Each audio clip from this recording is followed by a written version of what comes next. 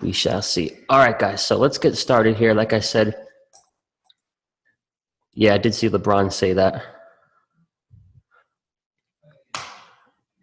Ultimately, LeBron's going to do what they tell him to do. But all right, guys. So I just wanted to get together with those of you, in the group, those of you not in the group, talk a little bit about tape reading. Now, before we start, guys, I got a few questions. So how many of you guys day trade primarily? I'm curious.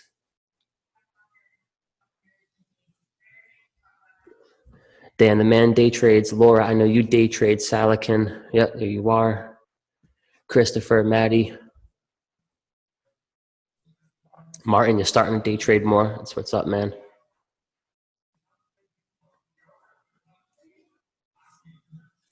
All right, looks like we got a handful of you guys that day trade. JP just started. Hey, perfect timing. John, you like holding over, you day trade, you don't like holding overnight. That's probably a good idea right about now, huh, man? All right, cool. So it seems like we got a good amount of day traders in here, guys. That's what I like to see. All right, and let's get into it, guys. So I want to talk about tape reading tonight. And like I mentioned a few minutes ago, we're not going to get super in depth, in one night, guys. There's a lot to tape reading. There's a lot of things to consider, a lot of things to learn and understand. What we'll do tonight is kind of start with the basics. Like I mentioned, tomorrow and Friday, if you're in the Focus Trades group, I know you'll be there already. If you're not, going to email everybody a link. We'll do 2 live trading sessions, 9 a.m. till, 11:30 a.m. tomorrow and Friday. And we'll attack the market together with a focus on tape reading, in real time as the market's open. Obviously, 7 o'clock at night, the market's closed. Really can't do much as far as actual tape reading goes. But we are going to throw up Apple here on the simulator towards the tail end of this. All right, guys. So, right, as I mentioned, we'll do those live sessions tomorrow. Now, I know a handful of you, are in the group. However, there's a lot of people who registered who aren't in the group. So a little bit about me, guys. No, I'm not a dog, depending on who you ask, I guess. That's my puppy. She is much cuter than I am, so I figured I'd throw a picture of her up there. But my name is Taylor, guys, 27 years old. I live in Massachusetts. To give you a quick background into how I got into the markets, started learning from my dad at a super young age. So my dad is self-employed. He made a living out of the stock market. We grew up with CNBC on. We grew up hearing about the market. So like any kid, you take a little bit of a natural interest in what your parents do, and the rest was kind of history. Dropped out / politely left public school in 9th grade. And at that point, guys, from the age of 15 up until now, 27, it pretty much spent every day, putting my efforts and putting my energy into the market. Throughout high school, I worked at McDonald's for a few months before getting fired. I worked at GNC before leaving / getting fired, and started trading full time around the age of 21, 22. So been at it for a while, guys. I've had some awesome experiences. Have had some nasty experiences. And here's what I've learned, right? After all those emotional highs and lows, really, living and dying with everything the market has to offer. And more importantly, running the Focus Trades group for the past few years, what I've come to learn is that, the things that most traders focus on are pretty useless, guys. Right? They're useless without the skill of tape reading. And one thing I'm going to repeat a lot in this webinar, in the live trading sessions tomorrow, it's just a game of supply and demand. Right? So behind these charts and these moving averages and the news and the tweets and all this shit, at the end of the day, just like your local food market, right? Just like a car dealership, anything. The stock market is just a game of supply and demand. Everything is about the buyers and the sellers. Right? Everything else after that, guys, is secondary. Now, this is what new traders do. And this is what I've done. I'm sure you guys have done it. I'm sure some of you are doing it. It's what I've made, as observations working with a lot of traders. You're all addicted and you're all focusing to the wrong things. New traders are addicted to the charts. You guys fall in love with the chart patterns, the setups, the moving averages, the indicators. And, I'm getting Instagram DMs every day, guys. Does this look like an inverted, head and shoulders, this, that? And I kind of got no idea what the hell some of you were talking about. But I get it. Right? As new traders, we gravitate towards the charts. They're exciting. It's sexy. You got your indicators, your moving averages. and you're ready to go. But what new traders, and what I've also learned, even some guys who've been around for a while, what you fail to realize, guys, is that these charts, in these patterns that you spend hours every day just staring at, it's nothing but a visual representation of what's going on behind the scenes, right? What's going on between the buyers and the sellers? What's going on in this game of supply and demand? That's what matters most, right? So when you're looking at a candlestick, you're looking at a chart pattern, a setup, it's just a picture. It's just a visual representation of the actual buying and the actual selling taking place in the market. Simple as that. So here's the truth, right? And the quicker you start to realize this, right, the whole game makes a lot more sense. And why trading is difficult for a new trader makes a lot more sense as well. The truth is, guys, a stock doesn't move because of an indicator. A stock doesn't move because it hits a moving average. A stock doesn't break out because the candles move above resistance. A stock doesn't drop because the candles move below support. A stock doesn't bounce because it hits a support level. And a stock doesn't even move because of news. At the end of the day, a stock, the market, they move, guys, as a result of buyers versus sellers. We are in a very news-driven market right now. Coronavirus, upcoming elections, et cetera, et cetera.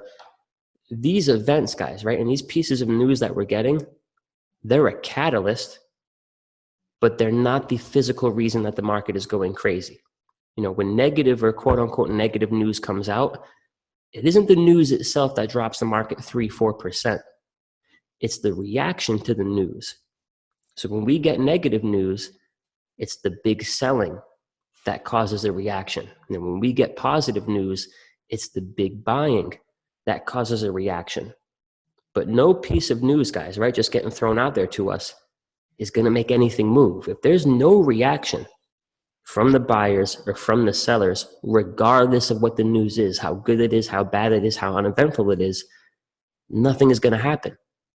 At the end of the day, the market and the stocks move as a result of buyers and sellers, nothing else. It's not because of your moving averages. It's not because of the chart patterns, not because of resistance, support. Those things can be useful, right? And they're tools. And when they're treated as tools, they can really help your trading, but they're not why stocks move. So I got a question before we go a little bit deeper, guys, right?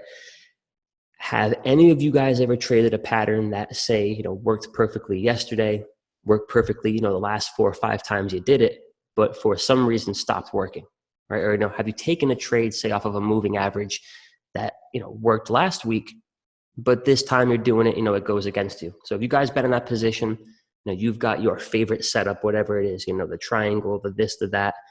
Sometimes it works, sometimes it doesn't, right? Chris, I know you've been there, bro. All right, so, that alone, guys, right? That should tell us that, okay, it isn't as simple as a pattern, right? And I wish it was, man. I wish it was as simple as wait for something to, hit X, Y, Z, wait for something to go into a head and shoulders, nose. It's not that simple. Now, sometimes those setups work. Sometimes they don't, right? But what new traders fail to realize, that breakout chart, right? That breakout above pre-market resistance, how come it works sometimes? How come sometimes a stock reaches its pre-market resistance, breaks out, and then rips to new highs? How come sometimes that's the result, and then sometimes we go up, we tap into that pre-market high, and then things just roll over, right? It's the same setup. It's the same pattern. You might be looking at it on the same exact time frame, on the same exact stock. How come sometimes this shit works, and how come sometimes it doesn't, right? It's buyers and sellers, guys. It's that simple, buyers and the sellers. So here's how it really works. When a stock breaks above resistance, it's because the buyers rush in to buy the stock above the resistance point. When a stock bounces off of support, it's because the selling ceases and the buyers take control, buying all the shares the sellers have to offer at the support level. Say you've identified support on Apple at 200, right? Just throwing numbers out there. Guys, if Apple just goes to 200 and nobody steps in to buy it, it doesn't matter if it was previous support, pre-market support, this, that. It's not going to hold up.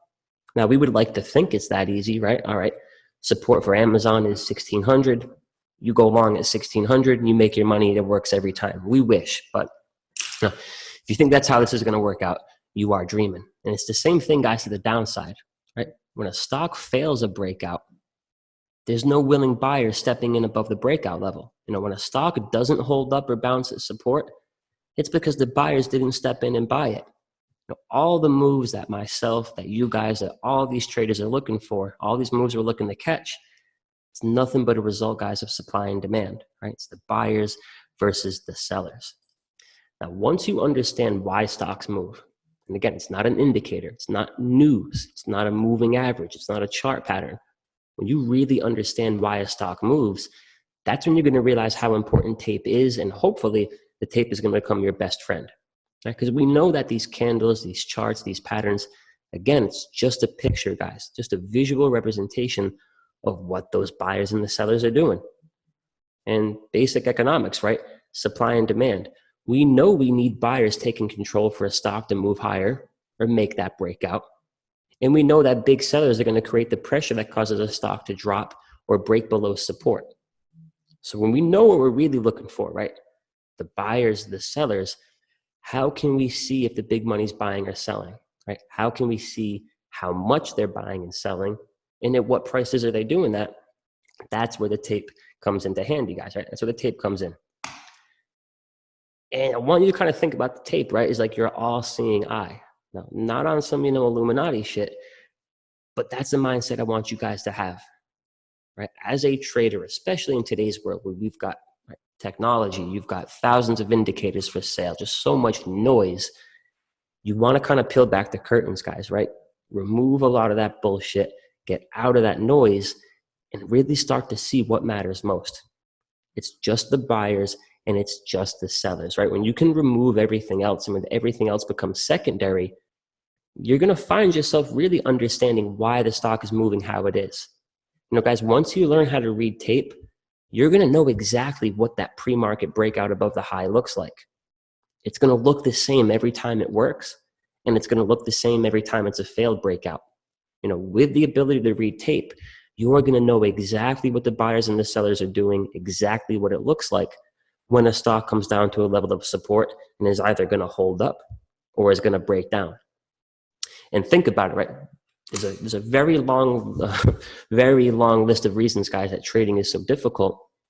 One of the reasons, particularly for a newer trader, is that without the ability to read tape, right, and to follow the big money and just a deep understanding of what the hell's actually going on here, it's kind of a coin flip, right? You're waiting for the stock to break above resistance. You're jumping into the trade based kind of on nothing but the fact the stock is moving above resistance, right? And believe me, I've done it. I'm sure you guys have done it, right? I'm sure that we in the past, guys, have all just decided to buy calls on a stock because it tapped into a support level, right? But it's a coin flip. Sometimes the stock is going to hit support and it's going to bounce. Sometimes the stock is going to hit support, hold up for a little bit, and then just completely roll over, right? So we get faked out all the time without the tape reading skill. So what we're going to do here, guys, right, is we got the Thinkorswim simulator. Let me just see if y'all got any questions right here, right? Buyers versus sellers. No, man, you're right. It's a lot of the algos doing the buying and the selling. All right, guys, but we got Apple here, okay? And we're looking at Apple, so we're in this simulator, and this is March 2nd, right around 10 o'clock in the morning, and you can see that the morning of this session, in the pre-market hours, Apple gaps up. It comes up here, guys, and makes a high right here at 284.85.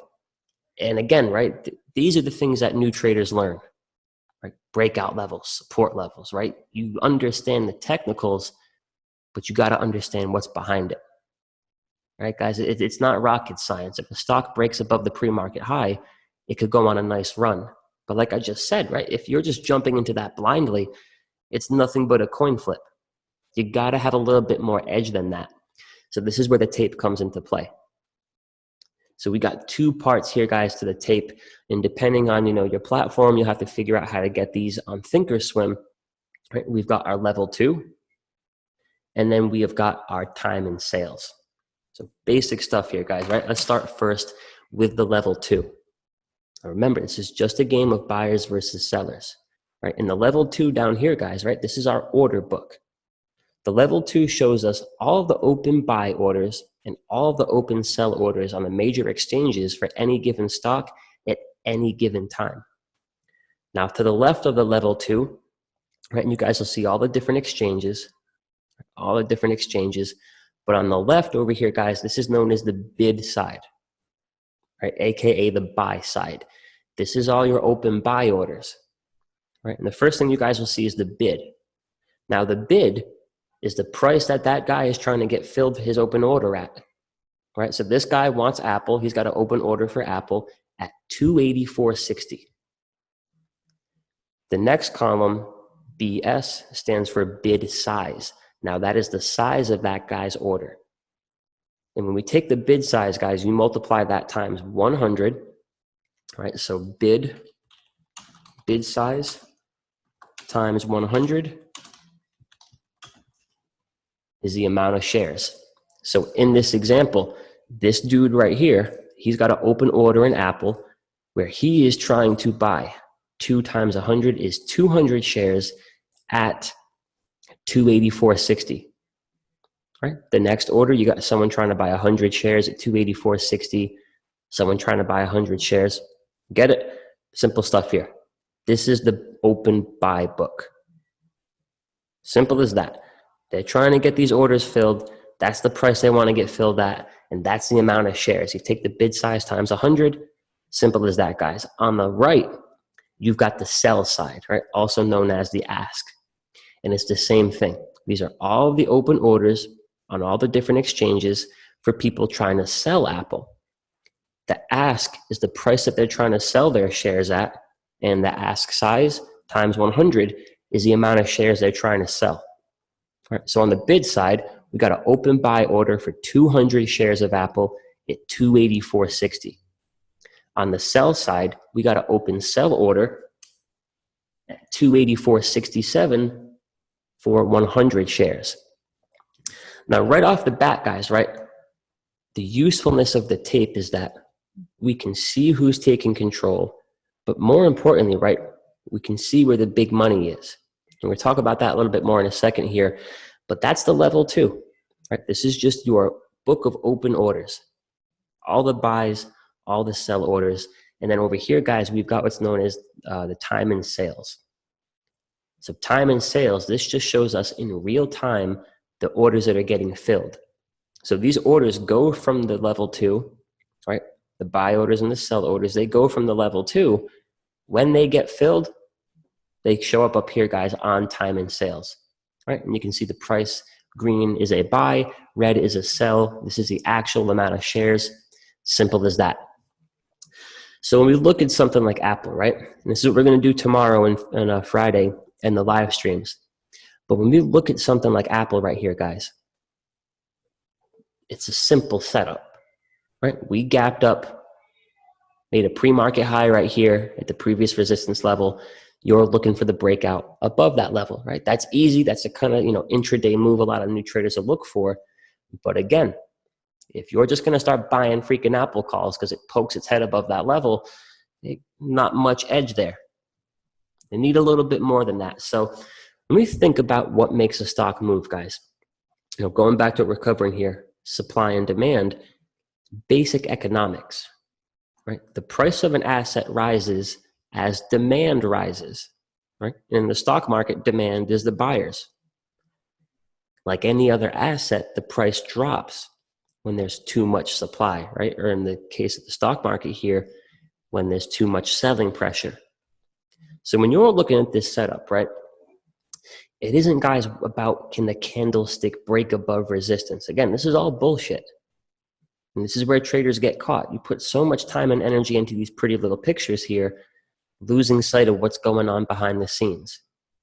Right, now think about it. You're looking for a breakout here. Well, what caused this resistance in the first place? Right? What took place there in the pre-market session to cause that level of resistance that we're looking for a breakout here? Right? It wasn't an indicator. It wasn't a moving average. Buyers versus sellers. In the pre-market session, guys, Apple rallies up here and gets rejected. There was too much selling pressure at 284.85, right? Or in plain English, too much supply. Not enough buyers coming in, willing to buy Apple. Too many people looking to sell it. Too much supply, the price comes down.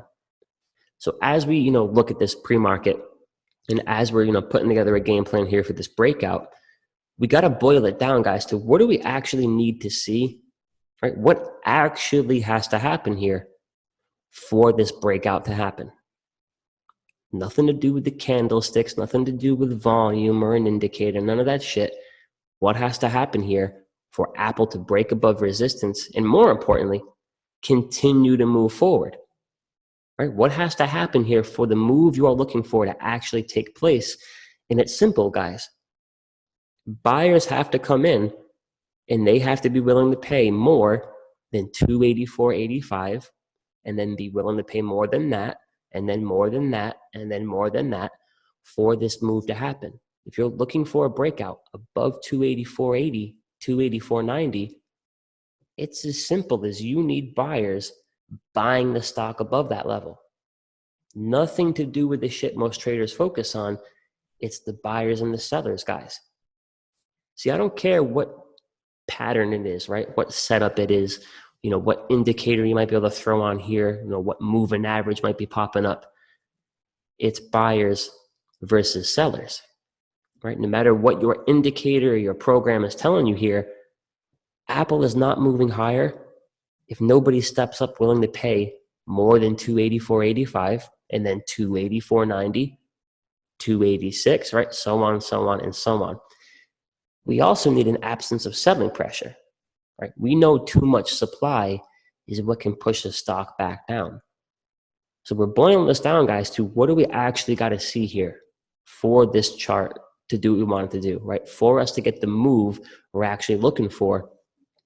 We're looking for buyers to come in aggressively above the breakout level and to keep lifting that bid, right? We want to see buyers willing to pay 284.50. Right? We then want to see them in a rush to buy more at a higher price, right? And we just want to see them keep lifting that bid. That's demand, guys, right? That's the buyers coming in saying, give us all you can get, right? We're taking it at 285. We're taking it at 286, 287. Just give us as much Apple as you can. We want it. We want to see that from the buyers. And on the sell side, guys, we want to see nothing. We want to see nothing. We want to see a bunch of small orders, nothing crazy coming in. Because think about it. If we get the breakout here, and then a good point or two later, some asshole shows up to sell $5-10 million worth of Apple, that's a crap load of supply, right? If that much supply starts hitting the market, the buyers might not be able to handle it. That's what gives you the fake breakout. So before we start the simulator here, guys, that is what we're looking for. We're not looking for a candlestick to start poking its head above another candlestick. This is all just a picture. It's all just a representation. We know that the buyers had trouble at 284.85. We know that for the stock to make that breakout, buyers have to come in above 284.85. And the cool thing is, guys, right, a lot of the traders I look up to, they don't look at charts, right? They know the key levels that they're going to focus on, and then they get rid of this shit. They focus on time and sales. They focus on level 2, the things that actually matter, right? The shit that's actually going to make a stock move forward. So what I'm going to do now, guys, is I've slowed down the tape. So it's not quite real-time speed. It's going to move a little bit slower, but we're going to start this here. And again, we're not really trying to glue our eyes to the candlesticks. It's not important. What we want to look at is the relationship between the buyers and between the sellers. So before we start this, guys, right, if we were sitting here and we were, as a team looking for this breakout, let's make a little checklist of what we want to see, right? Now, the first thing that we want to see is an absence of big sellers under the breakout level. Now, why do we want to see that, right? As we're sitting underneath our breakout level, again, If some hedge fund, somebody with deep ass pockets decides it's a good time to start selling $500,000 worth, $500,000 worth, $500,000, right? Just starts dumping Apple, you're gonna have a tough time breaking out. It's supply and demand. Doesn't matter where the candlestick is, right? It's supply and demand. So before the breakout, we are gonna look at the ask, guys, and we wanna make sure nobody's coming in here and just ruthlessly dumping shares of Apple on the market. Right? They did it right here. They did it in the pre-market. So we want to make sure that there's an absence of sellers, right? No big boys coming in that could disrupt our breakout. We also want to see bids, aka buyers, stepping above our 284.85 level. Again, the stock ain't gonna move. The stock ain't gonna break out if no one's willing to pay it. It's that simple, guys, right? If the breakout level is 284.85, it ain't breaking out unless somebody comes in and says, hey, I'm actually willing to pay 284.86, 284.90. So we want to see the bids stepping above our breakout level. And then once that happens, guys, we want to see the bids holding above the breakout and progressively lifting, right? Or in other words, they slowly, continuously are willing to pay higher and higher prices, pushing the stock forward. And we want to see, right, throughout this entire breakout, throughout this entire move here, an absence of big sellers. In plain English, we want to see demand above our key level with an absence of supply. Basic economics, guys. When there's more demand than supply, the price of this asset, in this case, Apple, it's going to gain value. Right, so we're bringing this back to what the hell's actually going on here. It's supply and demand. So this is what we're looking for, guys. Now I'm going to start the level 2, or I'm going to start the simulator rather, and I'm going to pause it a few times, right? And we're just going to try to pick out different important things here. But initially, what I'm going to do and what I want you guys to do is let's glance back and forth between the buyers and between the sellers, right? And what are we looking for immediately? Because we're under our breakout level, we want to make sure nobody is coming onto the sell side, once again creating resistance, right? That's what resistance is. It's not a chart pattern. It's not a candlestick thing.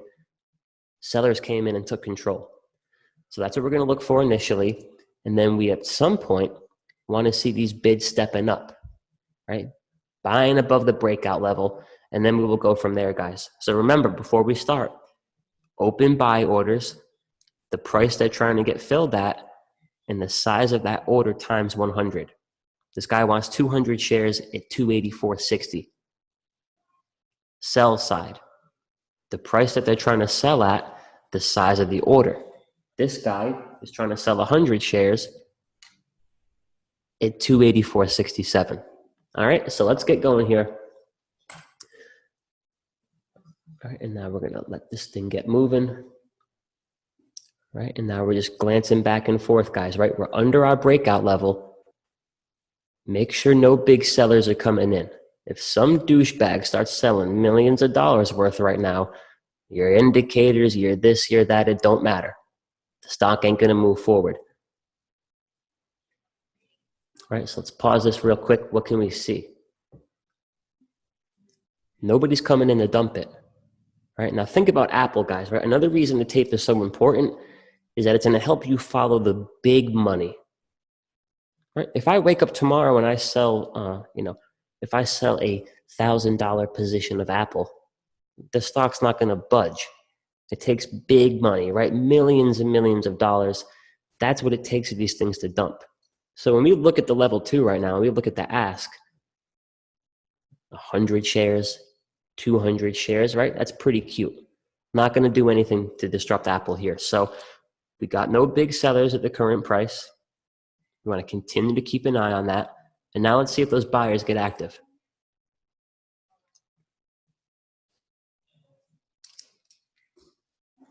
So look at the bids now. The bids are at 284.85, right? They're stepping down a little bit. So the bids, guys, they're right under our breakout level. They're right under our breakout level. So we want to see the buyers coming in, but at the same time, we're looking over here. right? Bunch of small ass orders coming in on the sell side. Nothing to be worrying about. Now, if we saw, 200, 500 over here on the ask, that's a shitload of money. Then we want to be a bit careful because easily this could be resistance. Easily because of the selling pressure, aka supply, Apple could roll over. But so far, guys, off to a good start here, right? Now the bids are at 284.65. So we're looking for a move above 284.85. Now, guys, do you go jumping in as soon as the bids are going above your breakout level? Of course not. Right? You wait for a confirmed breakout. So this is the importance of focusing on the buyers and the sellers. Right? We're not going to get sucked in here on some cute candlestick. We're waiting for the big buyers to show up, right? When they start getting crazy aggressive, that's when this breakout can happen. So they're battling it out. But the first good thing here, guys, no big sellers. Right? No hundreds, no 200s, no 500s, nothing insane. Just a bunch of, hey, this is us. And this is pretty much us buying and selling Apple right here, right? Weenie ass orders. But if you're looking for a breakout, that's perfect. Now the buyers over here, guys, right? The bids are at 284. The bids are at 283.96. Now think about this. You don't have any FOMO right now. You're not thinking about jumping into Apple, right? You're not looking at this saying, shit, man, this breakout's coming, right? It's getting ready to go. The bids are at 284. You're looking for a breakout at 284.90. There's no one buying it for another 90 cents lower. So you're not even thinking about jumping into this, right? You realize how irrational the FOMO is. Apple ain't breaking out unless the buyers come in and buy it above our breakout level. Not volume, none of that shit. So if the bids are at 284, guess what you're not doing? You're not worried about jumping into Apple yet. So let's let it keep going here. Right, 283.93, 284. So we know that the buyers, guys, right, they're not aggressive just yet. They're not aggressive just yet. But we keep glancing over here at the sell side. No big sell orders. Right, no big sell orders, right? Whatever selling pressure created the pre-market resistance, at least for the time being, isn't here right now.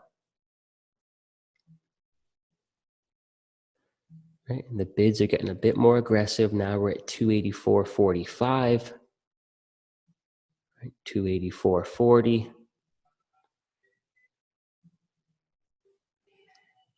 284.40. So on a setup like this, guys, the first focus here is just an absence of selling pressure. Right? The breakout isn't happening yet, and it'll take the buyer some time. But if there's no one stepping up just dumping this thing, that gives us our best probability of the breakout happening, right? So we're still seeing small sell orders, 100 shares, 500 shares, right? Bunch of hundreds, bunch of 200s. So far, there's not an overwhelming amount of supply hitting Apple. And that's a good thing, right? Too much supply, the price is going down. Now, we need our buyers over here, though, right? They got to get aggressive. We ain't getting a breakout unless they pay above the breakout level, which in this case, as we know, is 284.85. So we're at 284.80, right? And then they're dropping back down. So we can see, guys, right? We can literally see in real time the hesitation from the buyers. They're getting up there, right? They're getting a good 5 cents away from our breakout, and then they're stepping back down. But at the same time, they're not completely running away, right? They keep on coming back. And we still continue to see an absence of any kind of big sellers at the current price. Now we pause this right here. Not just the current price, guys, but the level 2, the bid and the ask, it can help us kind of see ahead, right? What potential big orders are either ahead of us or below us.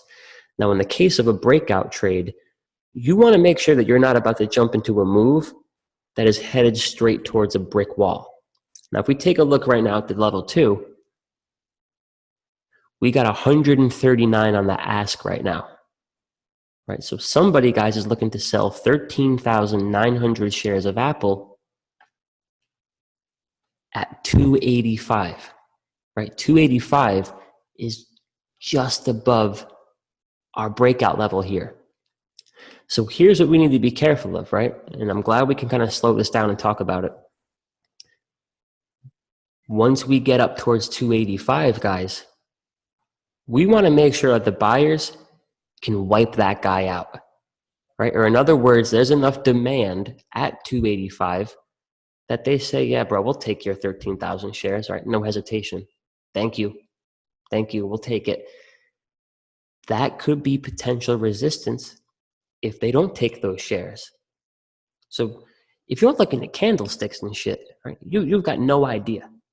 You got no idea someone's looking to sell thousands and thousands of shares of Apple right above the level you're thinking about getting in at. This is also useful, guys, because we want to see if this same dude, right, if he comes down here with another 13,000 shares and then another and then another, if that guy, for whatever reason, is just in a position this morning where he wants to dump Apple hard up here at 285, it's going to give our breakout trade some trouble.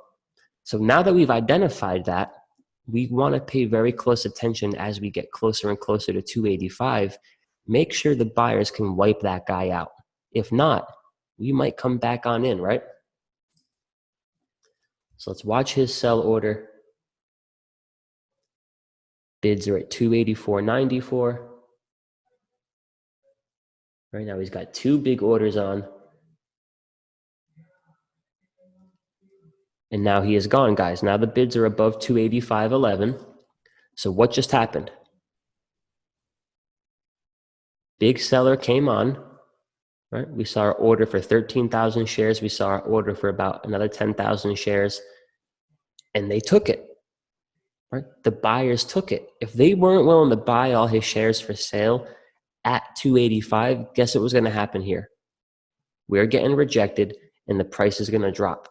Supply and demand. So that was our first test there, right? Up until this point, we had nothing but a bunch of weenies coming onto the tape. We just saw a big boy with a few big orders there, and they wiped him right out. So that's a good sign. Now, guys, let's think about this. So now we are at 285.13, right? Our breakout level, let's make this easier to see, right? We're now making the breakout. Now, do you go jumping into this? Absolutely not, right? It's poking its head above the level. But what we've put together here so far is that under the breakout level, we had a very clear level, very clear absence of selling pressure, which is our first good sign. We then saw a pretty big seller with two big orders come on, and they got wiped out very quickly. What this is showing us, guys, is that the bulls might be taking control here, right? As a general statement, you got a lack of any major selling pressure, and the few big orders that came on, these guys gobbled it right up. So now the stock is moving above our breakout level because the buyers have started coming in above the breakout level. Right, look what they're willing to pay now, 285.11, 285.11, 285.13. That's why this breakout is happening. Enough willing buyers came in and said, yes, I will pay more than 284.85. I will pay more than 284.90. I will pay more than 285. So now as Apple is starting to make the breakout here, what do we want to see, right? We want to see the bids at the very least, guys. There's going to be dips. There's going to be little fades. But if this is going to be a sustainable breakout, we shouldn't really come back beneath our breakout. We should not see the bids stepping back below 284.85. If it's a true breakout, that probably shouldn't happen. So that's what we want to look for. Not so much getting concerned with, does this thing rocket, right? Does it go to 290? Does it explode? That would be great, of course. But to get a sustainable breakout, the bids have to at least hold up and hold true above the breakout level of 284.85. So we're going to look at that, guys, right? Make sure the bids can hold above the breakout level. showing us that they still have interest in paying these prices for Apple, and we want to continue to see an absence of selling pressure. So let us start this up.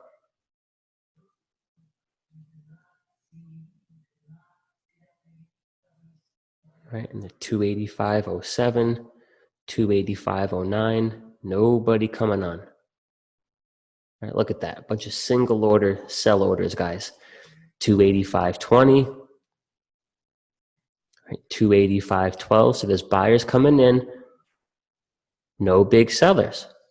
Right, there's no one here right now, guys, that could create the supply that would cause Apple to dump. And when you combine that with the fact that the bids are progressively stepping up here, this is what a breakout looks like. This is what a breakout looks like on the sell side, and this is what a breakout looks like on the buy side. Now, guys, when you know what this looks like, think about, right, like, how different your trades are going to be.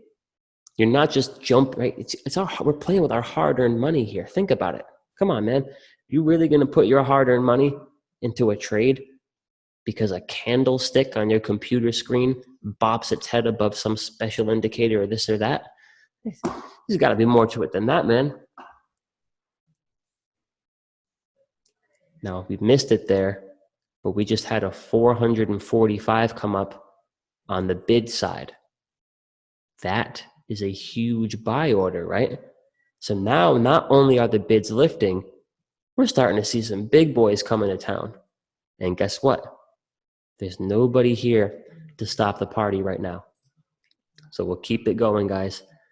285.66, 285.70, 285.70, right? 285.72. The bids are lifting, and still no one is showing up trying to put an end to the party. No one's showing up. Right now on the bid, guys, right? We're going to pause it again. Now we got a 300 on the bid down here at 285. That's 30,000 shares of a $285 stock, right? Let me grab my trusty calculator. That is, drum roll, 30K times 285, 8.5 million bucks. Now, you're not getting that, guys, without looking at the tape. If you're just blind to this and you're looking at candlesticks and price action, you got no idea that somebody even has the freaking interest of buying almost $9 million worth of the stock that you're trading. Isn't that useful to know? Isn't it useful to know that somebody potentially is willing to buy 9 mil of this stock? Isn't it useful to know the exact price that they're looking to get filled at? So I tell you what, guys, if this thing comes back on in a little bit, guess where it's likely to hold up just fine? Right here at 285. This information, guys, it's critical. But you don't get it without looking at the order book. You don't get it without the level 2. Otherwise, you just get green and red. Sticks. You're playing with sticks. So let's keep this tape going here. And guys, this is, repetition. The more you can see this, right? If you can put in a good 10 hours every week of doing nothing but just freaking staring at tape, everything looks the same, right? What we have seen here this morning on the ask is exactly what it looks like when a stock is getting prepared to break out. No big sellers in sight, right? And the 2 big sell orders that came on, they got wiped away immediately. This is what it looks like from the buyers.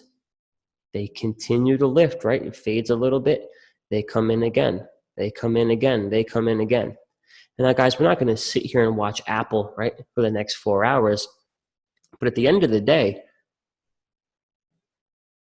this is all it takes. You don't get this pre-market breakout above the pre-market high, right? You don't get this breakout above the pre-market high because the candlestick came up here, right? Because, your 12-period moving average is pointing to the upside. No. Buyers came in, they bought the shit out of it, and nobody stepped in to tell them otherwise. So let's start this, right? And now let's fast forward. Let's bring good old Apple, guys, forward here a few hours, right? And it had itself a day, right? It went on a nice move at one point. It hit 292. And now think about it, guys, right? We already know what this was looking like for the entire move. Just like it looks right now. No sellers came in to put an end to the party, right? And with every 30 minutes, every hour that's passing, the buyers just continue to step in, willing to pay more, willing to pay more, willing to pay more. That's what creates a breakout. That relationship between buyers and sellers, between supply and demand, that's what makes these move, guys, right? And we drool over shit like this. How clean is that, right? Once the breakout started, you're never in the hole, right? It never came back below the breakout level. These are the things that you guys, especially you day traders, right? You're looking for these things every day. But if you're flying blind, man, right, and you're just looking, it's a coin flip. It's a coin flip, right? How come that breakout didn't work above 284.85? How come that one didn't work? And then that one didn't work. This is so important, guys.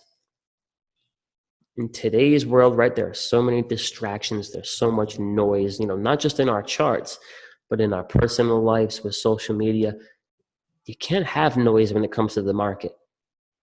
The sooner you guys can start to kind of get rid of all of these thoughts and all the noise and all the clutter, bring it back to the heart of the game.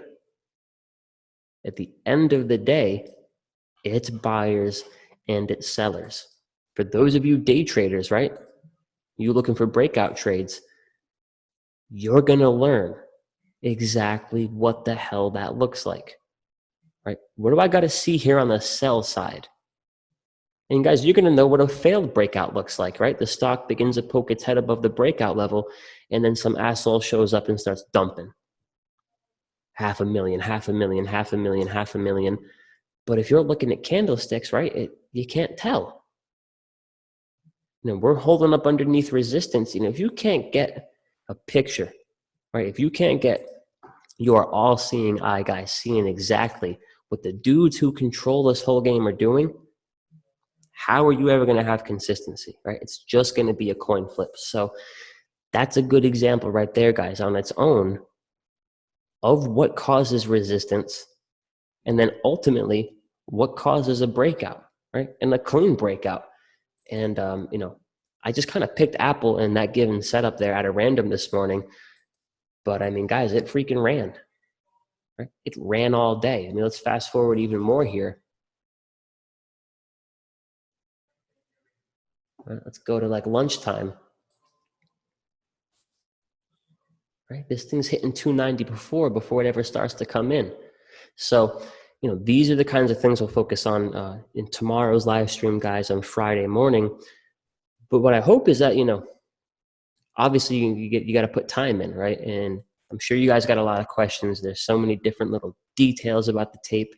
But at the end of the day, guys, right, you should be excited that when you can focus on the tape, you're actually going to know what it looks like, when the setup you're looking for, when the entry you're looking for, when the move you're looking for, you're going to know exactly what that shit looks like, right? And all these failed breakouts where you're jumping into something because of an indicator or a candlestick, right? And all those moves that go against you, you're going to know exactly what that looks like too, right? And you're going to know a failed breakout is coming before it ever happens, right? Because you're going to look at the tape, you're going to see that a good 10, 20 cents or so above the breakout level, there's some dude looking to dump a shitload of supply.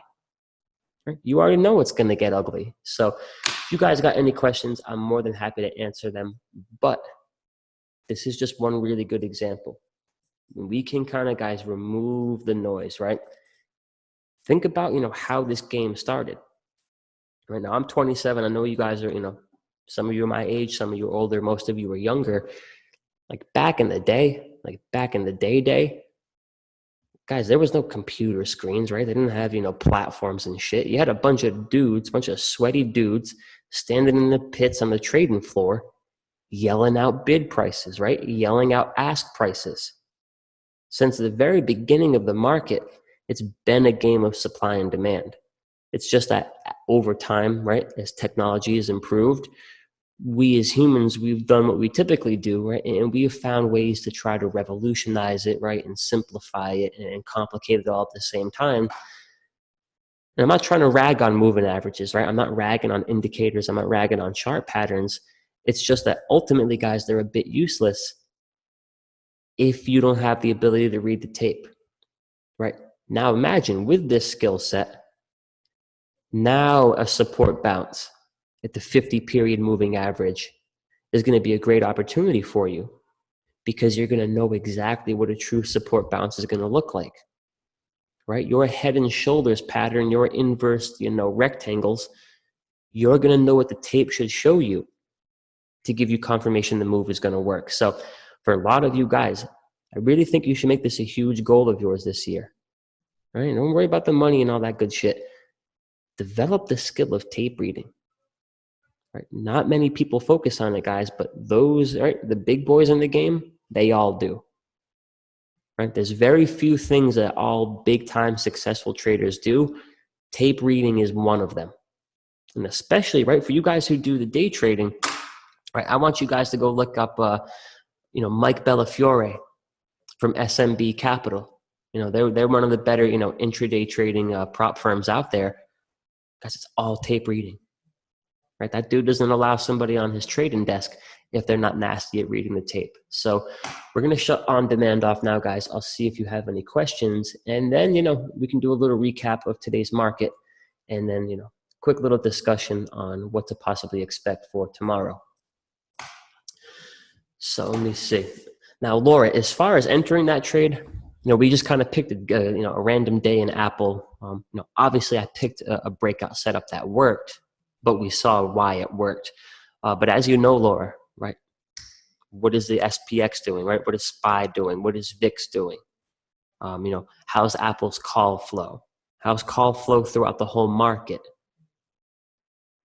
Those bigger picture things, our little checklist, when you got confirmation that your individual move is taking place from the tape, and then you can get the confirmation that the market is moving in the same direction, those are where good opportunities are going to come from. So let's see. Michael.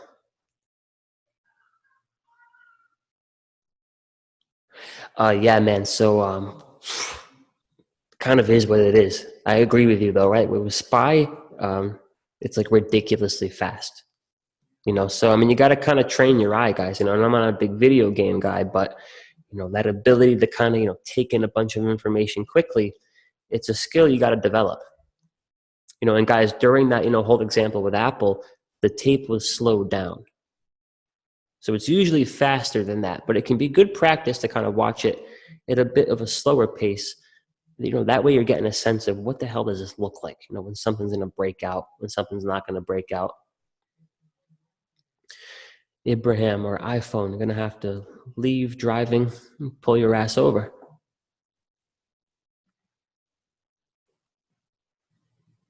Yeah, bro, 2.8 mil. Chris, you've seen orders for 260 million. And that's a good question, Adrian. Like in my day-to-day trading, yes, I do. Right now, every stock is a bit different, but for example, I don't want to know if somebody buys the 10 shares of Roku. Right? Like what the hell is that going to do for me? Now, if somebody buys 1,000 shares of Roku, that's a bit of a different story. With Amazon, right? If someone buys 100 shares, well, it's a much bigger deal. You get what I'm saying? Like depending on the price of the stock, that's how I kind of filter up here on timer sales, right? Like the sizes I want to see. Right. So with something like Apple, show me 500 shares or more. Now we're kind of, creeping into that, 6-figure per order territory. That can kind of get interesting. And Zach, yes, sir. So if somebody's going to get filled, right? If they actually got that order filled, you're going to see it up here in time and sales. Now, it might not be in one single order, right? It might be in a bunch of chunks, meaning somebody might try to sell, 100 shares of Apple. And, they might get filled on 25, 25, 25, 25. But you will see those orders coming in here.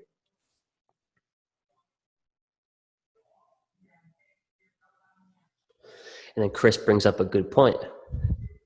Right? And this is something we'll talk about tomorrow, guys, right? There can be some, they can try to mislead you on the tape. For example, right? And this is why it's important to get a sense of, are these orders getting filled and are these orders repeat? Right? Are these orders repeat? With Apple, guys, I could go put an open order on Apple right now, right, to buy me $100,000 worth of the stock tomorrow at 260, right? And anybody who looks at the level 2, right, oh, there's T, right? There's T's order. Now, I'm going to tell you guys, right, I'm not looking to buy that. I'm just putting that on there to fool people out. And that's what happens sometimes, guys, right? They'll put on a bunch of fake orders at a key level of support, right, hoping people start making decisions. And as soon as the stock approaches that level, they take their order out. Nothing ever happened, right? Just trying to kind of manipulate things around.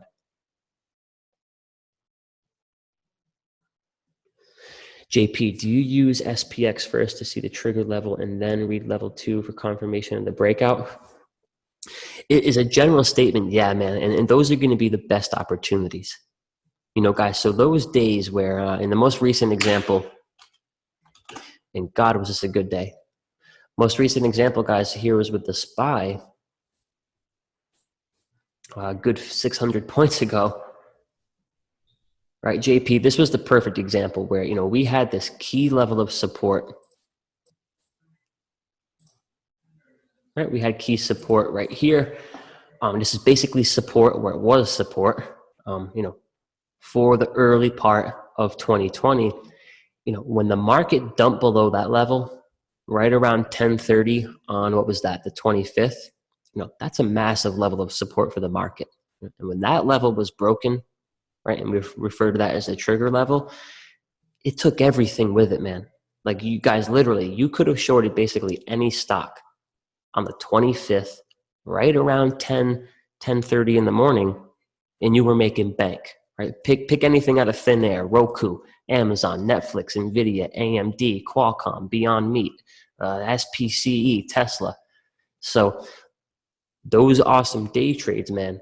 And it's not going to happen every day, but when you can time, say, your short entry below a key support in Apple confirmed by the tape, while the ES or the SPY is also breaking below a key level of support, man, those days are the best. Those days are the best.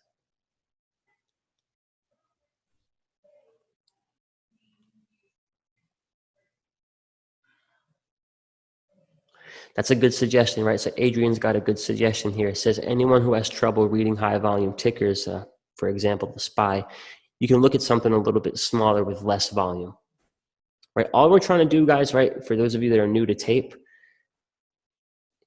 get the time in, right? You just want to get comfortable. You want to get familiar with how this thing operates. So if you've got this on, real time and it's just freaking spitting shit at you left and right, it can be a little bit overwhelming.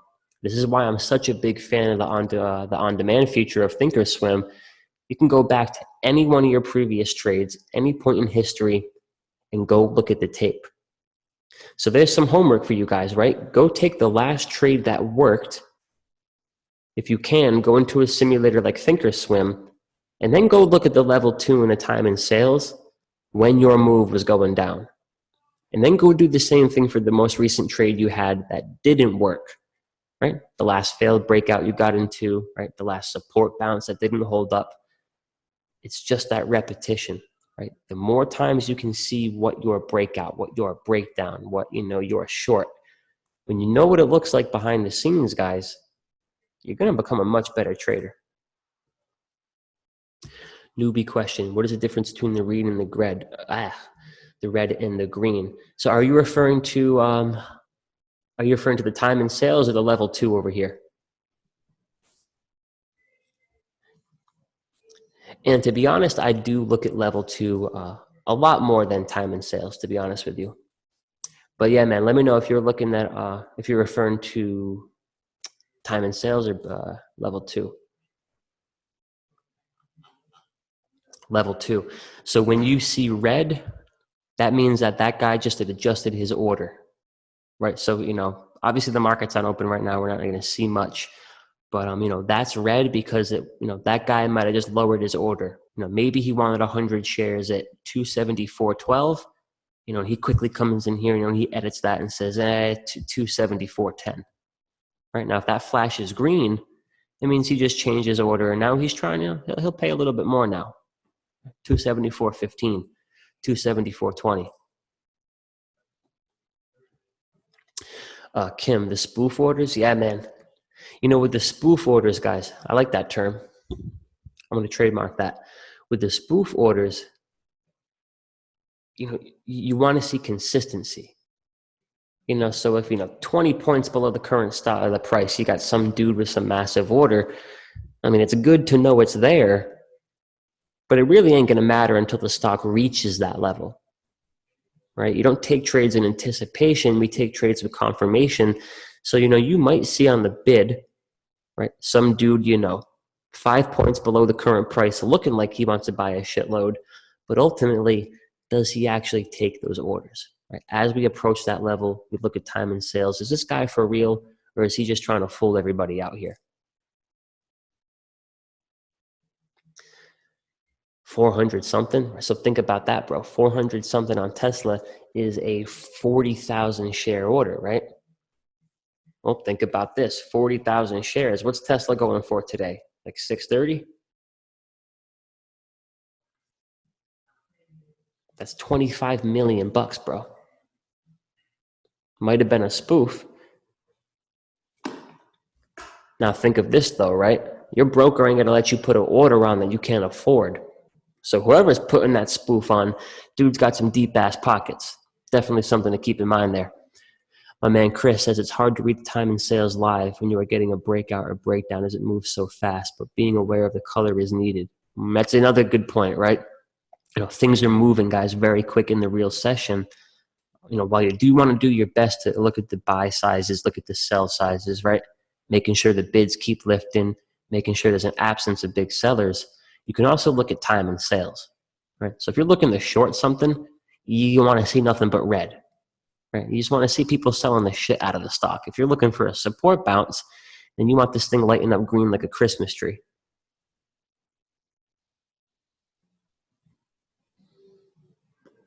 Yeah, so keep that in mind, guys. Even when you see those crazy open orders, right? Even if someone is trying to manipulate the market, right? And they're just trying to give everybody the illusion that they're going to buy X amount or sell X amount, they actually got those pockets, right? So Kim sees, 400 here, on the level 2 for Tesla. 400 times 100 is 40K. 40K times 630 was, 25 mil. Maybe the dude didn't really want the order, right? Maybe he never gets filled, but the dude's got 25 freaking million bucks to play with. So you start seeing that, guys, that the big boys are around. Whether or not they're actually trying to get filled, they're just trying to mess with everybody, but they're there, right? They are there. So let's see, guys, right, for tomorrow, to give you guys a sense of what I'm looking for here. And if you got any questions, you guys can drop them.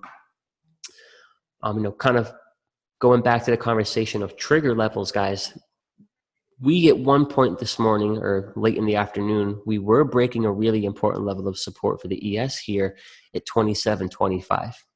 All right. And what we've been seeing lately, guys, right, and those of you in the group, this is kind of what's been working, is that we're just going from zone to zone, right? We test one support level, that doesn't work. Where do we go? The next support level, right? That support level doesn't work. Where do we go? The next level. So at one point, late in the afternoon, we were giving up, guys, this important 27.25 support, right? And we know if 27.25 doesn't hold up, again, supply and demand, right? Where's the next support? Where were they buying this thing previously? 26.81, 26.82. So we were able to climb back above our 27.25, right, into the close. My whole thing, guys, heading into tomorrow is, where do we open up in relation to that level, right? So if you look at our hourly chart, right now we're hanging above that level. Now, if we can hang above that level with some positive news, then maybe there's a potential, you guys get that bounce you're looking for tomorrow. If we can't hold or we open below that level, right, next logical stop for us is going to be 2682-ish. So there's a lot going on tonight, guys, right? Trump's coming out at 9 o'clock. What time is it now? 8:05, right? So, we got Trumpster coming out in an hour.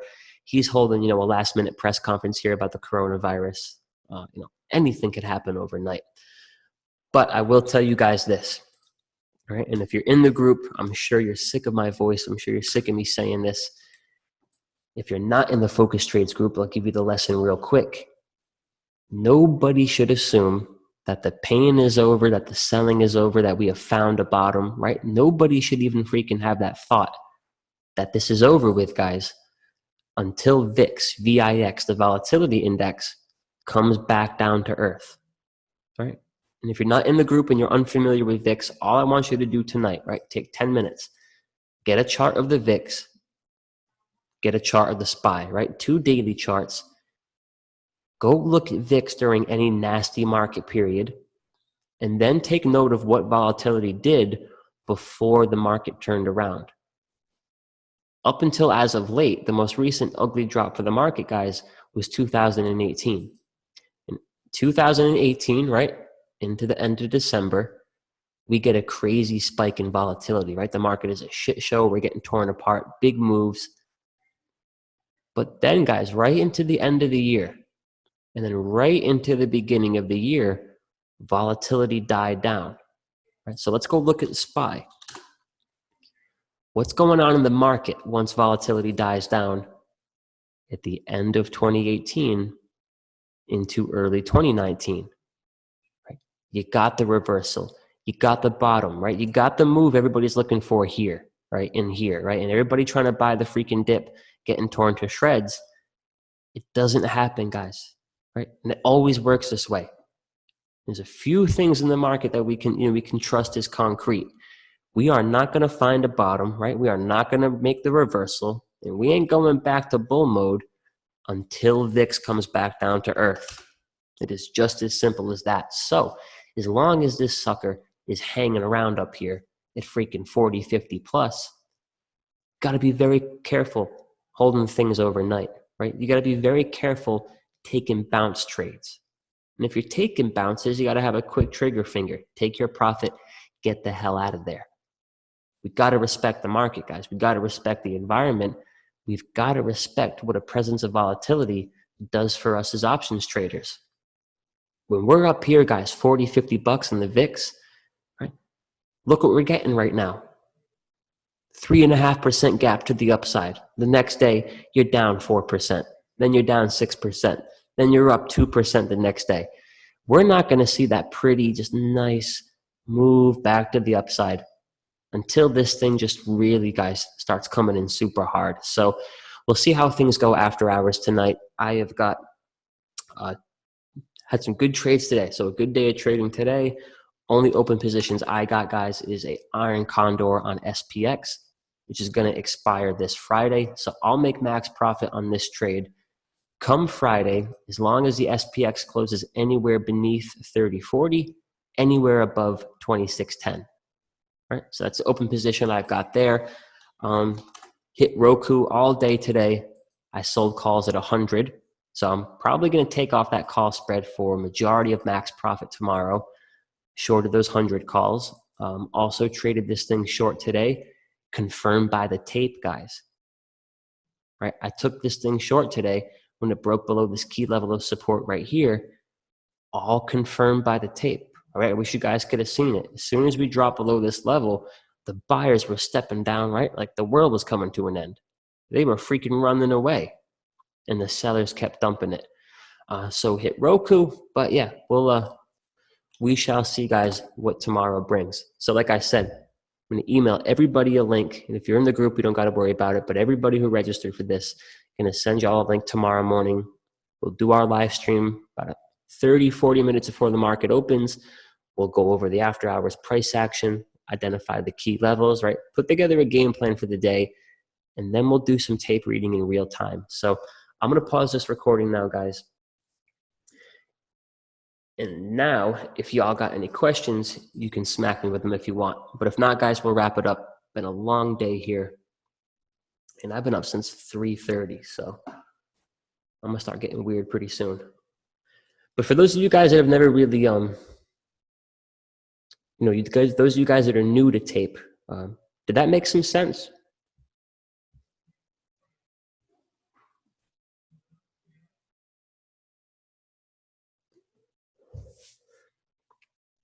We got a yes. Hey, we got one yes, then I did my job.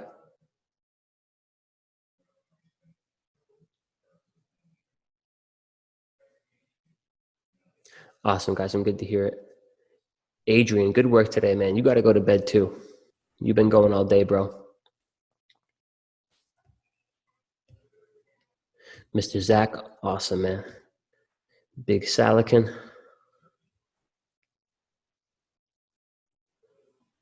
Right, so it should excite you guys. If you can actually get to the point where right, exactly what the hell your move looks like, not on the candlesticks, right, not on the pretty pictures, but when the buyers and the sellers, right, the actual people that can freaking cause the move you're looking for to happen. Guys, when you know what that looks like, your trading's going to another level. Just on the virtue of the fact that you're going to stop jumping into all these fake moves left and right.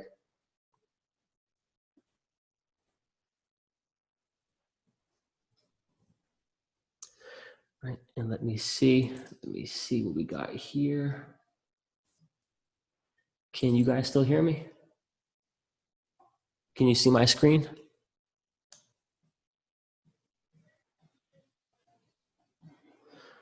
I think I lost you guys.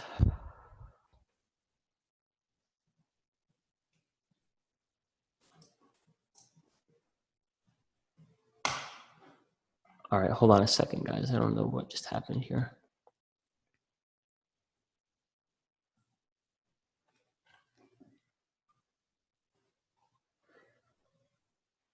Bear with me 1 minute, guys.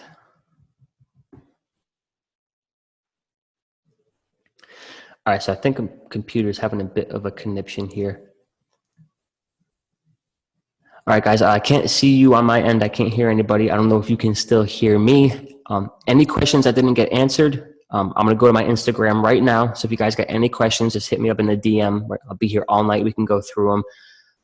And I'm also going to email you guys those links for tomorrow morning session, right around 8:30 in the morning or so. So hopefully you guys can still hear me. Again, if you got a question, I'll be up for the next few hours. Hit me up. I can answer it right away. And I had some fun tonight, guys. So hopefully you learned a thing or two. Hopefully I'm not talking to myself right now. But with that being said, guys, rest up tonight. And this market is crazy, man. No telling what's going to happen here. So looking forward to hearing from you guys. If you got any questions, I'm going to go to my DMs right now, and we will go from there. So thank you, guys. I appreciate you. Not sure if anybody's still here, but if you are, I appreciate you.